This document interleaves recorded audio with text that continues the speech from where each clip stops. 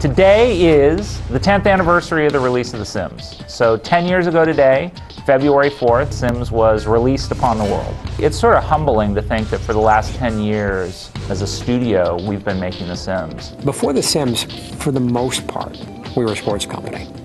And with the introduction of The Sims 10 years ago, I think it changed everything. It changed the way we look at ourselves. I think it changed the way consumers perceive our company. I would actually say that The Sims is probably one of the most important things that's happened in the history of our company since our founding in 1982. If you think about the beginning of The Sims, prior to that launch and that kind of success and just a phenomenon that it really became, people weren't sure about it. No one was sure about it.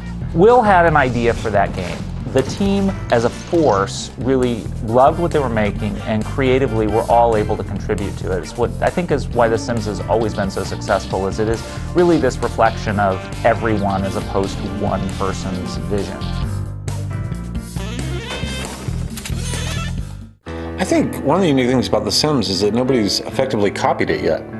You know, when you look at all the other game genres, usually like there's a big hit, and then everybody comes out with their version of the big hit, and then it's a whole genre. The Sims is a whole genre with no competition, really. Well, originally The Sims, was very focused on the architecture, and so we put these little simulated people in there. We had to make the people very robust in a way to where we could put them in any situation, and they would behave fairly appropriately to that situation. Eventually, the people were working so well, better than we thought they would, that they become far more interesting than the architecture, right off the bat. You, the player, are in control, and the stories emerge from your actions. So it's kind of like a piece of software which every move you make, it gives you invitations to tell your own story in a new and different way with little hooks.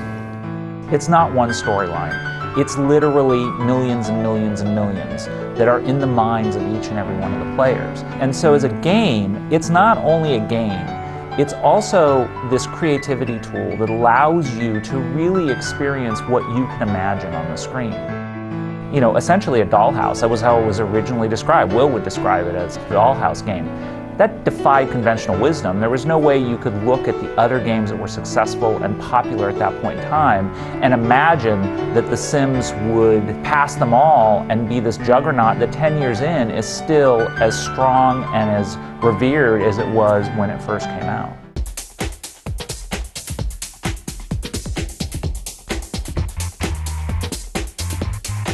The impact that The Sims has had for Electronic Arts. It's the biggest PC franchise ever, and I think it really kind of took Electronic Arts down a new path because it brought an entirely new audience, women, to gaming.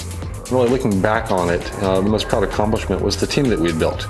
It was extraordinary in a few ways, for its time, which we shipped the game around 2000. About 40% of the team were female, which, I remain convinced that the only way to get games that really attract more women players is to have women, creating the games. We bounce a lot of things around. One thing might seem really sensible to one of the guy designers, and then one of the women's designers like, nah, you know what, that's too guy, or it's too male, or that's too female. And so there's this great sort of equilibrium that's reached in the process of designing the game. Whether it's the animations that go into it, or the objects that we decide to make, or a particular way that a social is going to play out. And then you couple with that just the kind of male-female balance, and then it's got an international balance as well, which is we have players and we have developers from all over the world, and so we're always looking at the game and saying, does this make sense culturally? Does this make sense in terms of how it approaches the gender balance? All of these things, really, it's about creating a game that allows the player to do what they wanted to do with it, as opposed to us saying, here is the morality or whatever that we're going to place upon you as a player. I think the coolest thing about The Sims was that the audience that it attracted. It not only got gamers involved, and they were sort of the early adopters and the fascination with driving little human beings around, but it really ended up appealing to a broad audience. It's about 50-50 male-female now, and I think that that's something that's pretty unique in our industry. The Sims was probably the first game where I felt like I was definitely getting more entertainment from the community than they were probably getting from me, as a designer. Just the range of creativity they exhibited, not just how they played the game, but with stuff that they made from the game, the machinima, the stories that they told, the new objects, character skins, the kind of community games that they built around it. I can hardly believe it's been 10 years since we originally shipped The Sims. It's just been an experience that both making it as well as seeing how people play it has been so fulfilling. What a great anniversary, the 10th anniversary for The Sims.